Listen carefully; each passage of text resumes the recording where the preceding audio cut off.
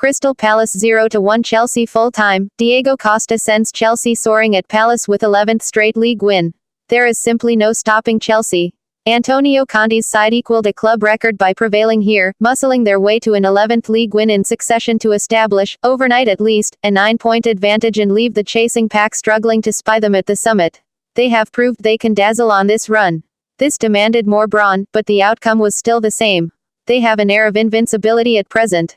Alan Pardew, head bowed as he trudged down the touchline at the final whistle with the scrutiny on his own position increasing with each defeat, will take no pleasure in being proved right. The Crystal Palace manager had suggested Conte's team are looking unbeatable on the eve of this fixture and, for all his own side's ferocious commitment, they could not prize them apart. Palace are cowering near the foot of this division, a team praying for the opening of the transfer window. Chelsea's only regret from this latest victory were the suspensions picked up to key players, though his squad has the depth to cope. Conte had feared fatigue might blunt his side's progress, his squad having only returned to Cobham at 4 a.m. on Thursday morning after the midweek success at Sunderland, and there was a stodginess to their approach for long periods. N'Golo Kanté was not quite as sprightly as normal, with the team's forward-thinking players heaving to find rhythm.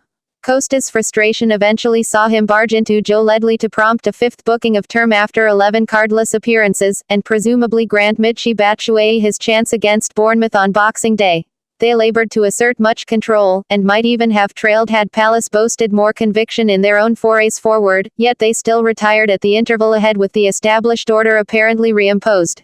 There was a simplicity to the opening goal which rather damned the home side's attempt at defense. Eden Hazard had reclaimed possession and retreated into midfield before urging Cesar Azpilicueta up from centre-half duties on the opposite flank.